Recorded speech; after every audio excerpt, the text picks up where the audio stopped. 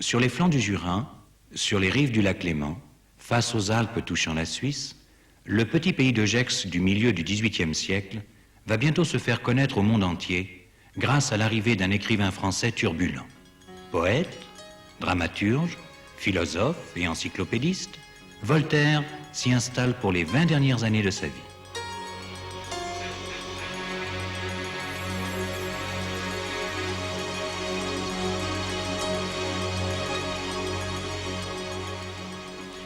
J'ai fait un peu de bien, c'est mon meilleur ouvrage.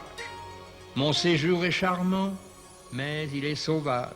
Depuis le grand édit, muet, inculte, inhabité, ignoré des humains dans sa triste beauté, la nature y mourait. Je lui portais la vie, j'osais ranimer tout. Ma pénible industrie rassembla des colons par la misère épars. J'appelais les métiers qui précèdent les arts. Et pour mieux cimenter notre utile entreprise, j'unis le protestant avec ma sainte Église.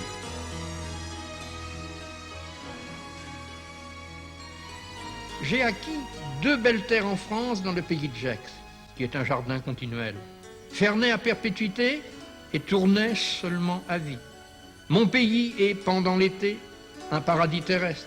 Aussi, je lui pardonne d'avoir un hiver. Je dis mon pays, car je n'en ai point d'autre. J'ai un pied en France et l'autre en Suisse. Je ne pouvais pas imaginer sur la terre une position plus selon mes goûts.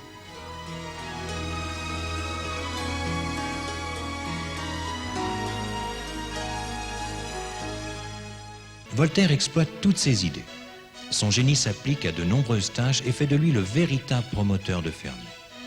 Il est l'instigateur de l'expansion urbaine. Dans un premier temps, il restaure avec le même caractère ce qui existait déjà. Il rénove, rebâtit, et ce petit bourg de quelques foyers va devenir un village. À l'arrivée de Voltaire dans cette misérable bourgade, on dénombrait 50 habitants. À sa mort en 1778, il y en avait plus de 1200. Ensuite, aidé par l'architecte Léonard Racle, il fait construire les maisons de ses amis. Il fallait savoir retenir tout ce monde à Ferney, tous ceux qui étaient nécessaires à son expansion. Voltaire s'occupe également de faire tracer et percer de nombreux axes routiers, à la place des chemins impraticables dès la mauvaise saison. Il fait enfin élever une fontaine publique, soucieux des conditions d'hygiène et de santé. Ferney était alors entouré et infesté par de nombreuses zones marécageuses pestilentielles, provoquant des odeurs nauséabondes et responsables de multiples cas de fièvre chez les habitants. Il va faire drainer et assécher ces zones, puis les fertiliser et les préparer pour la culture. Le pays devient plus sain. Il fait défricher le pays, changer les bruyères en pâturage. On engraisse les bestiaux et l'on essaye de les protéger contre les maladies. Mais en seigneur des lieux, le patriarche se sent chargé des âmes des gens de ces campagnes. Je n'ai jamais été moins mort que je ne suis à présent. Je n'ai pas un moment de libre. Les bœufs, les vaches, les moutons, les bâtiments m'occupent le matin. Voltaire ne renonce pas pour autant à ses activités d'homme de lettres et de philosophe. Le traité sur la tolérance, le dictionnaire philosophique, questions sur l'encyclopédie, le taureau blanc, l'ingénu, des contes en prose et en vers, la princesse de Babylone, le Marseillais et le lion, l'épître à Horace, une épopée satirique, la guerre civile de Genève, puis Irène, sa dernière tragédie. Voltaire s'active en silence. Il prend en main les destinées de Ferney et du pays de Gex. Son ambition, son sens pratique, sa faculté de savoir dynamiser et animer son petit peuple font rendre la vie à ces bourgades qui dépérissaient. Il encourage particulièrement l'agriculture. Autour du château et dans les fermes environnantes, des jardins potagers sont aménagés.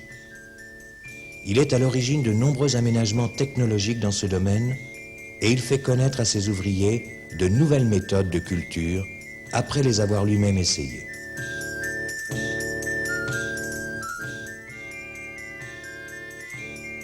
Je voulais essayer s'il était possible de changer la nature. Préoccupé d'agriculture et d'industrie, Voltaire n'en aime pas moins les hommes. Sa générosité le pose en défenseur des pauvres et des opprimés. il organise la réhabilitation du protestant toulousain Calas, qui avait été exécuté, accusé de l'assassinat de son fils Marc-Antoine, voulant se convertir au catholicisme. Voltaire fouille l'affaire, interroge, se sert de ses pouvoirs. En 1763, il publie le traité sur la tolérance. Le dossier est à nouveau ouvert en mars 1765. Calas est réhabilité. Procédé identique pour Sirvent, réfugié à Genève, qui avait soi-disant tué sa fille pour les mêmes raisons. Il est réhabilité en 1771. Dès le début du XVIIIe siècle, quelques ateliers d'horlogerie s'étaient montés dans le pays de Gex. Mais les montres et pendulettes étaient terminées et livrées à Genève. Peu à peu, ces produits furent finis sur place et expédiés en France. La guerre de l'horlogerie avec Genève était déclarée.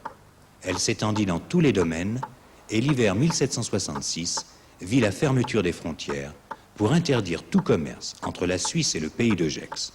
3 ans plus tard, Choiseul leva ce blocus. Les émigrés commencèrent à installer des ateliers à Versoix, mais leurs espoirs y furent déçus. Voltaire en reçut quelques-uns, les logea et leur avança de l'argent. L'industrie horlogère locale se consolida, se fit connaître jusqu'à Paris. Les efforts de Voltaire n'allaient pas suffire. Il était difficile de lutter avec les Genevois pour la fabrication et la vente d'horlogerie, malgré les comptoirs mis en place en France. Les matières premières manquaient souvent. Voltaire donna des louis d'or pour les fondre et même des médailles qui lui avaient été décernées dans différentes cours d'Europe. La fabrique périclita et il s'en désintéressa peu à peu.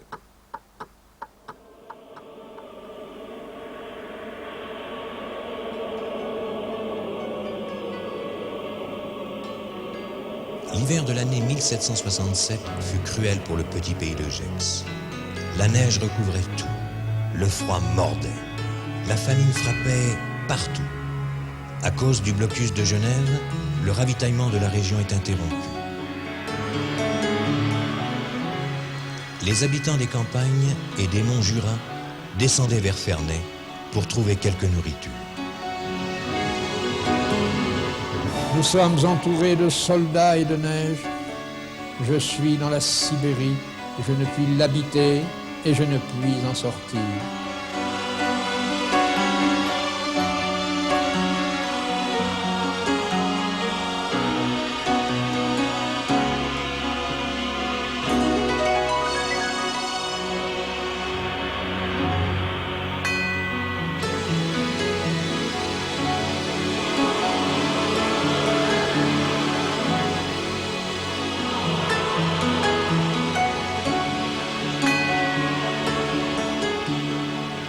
Le patriarche recueillit au château des dizaines de paysans avec leurs familles, tous à moitié morts de faim et de froid.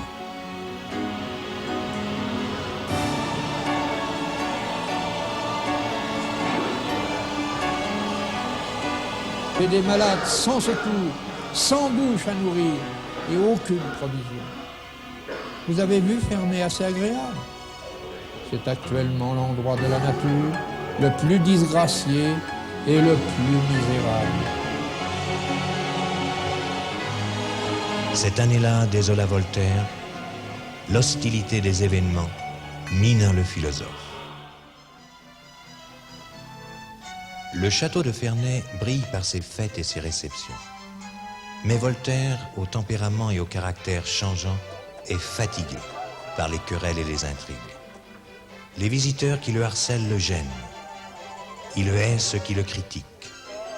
Il est ulcéré d'autre part par ceux qui passent près de Ferney sans le saluer, comme par exemple Joseph II, empereur d'Autriche. Ces soirées vont l'ennuyer, le lasser. Maintenant, plus de visite. Je me mets dans mon lit. Voilà qu'on m'apporte du café. Du café, du café.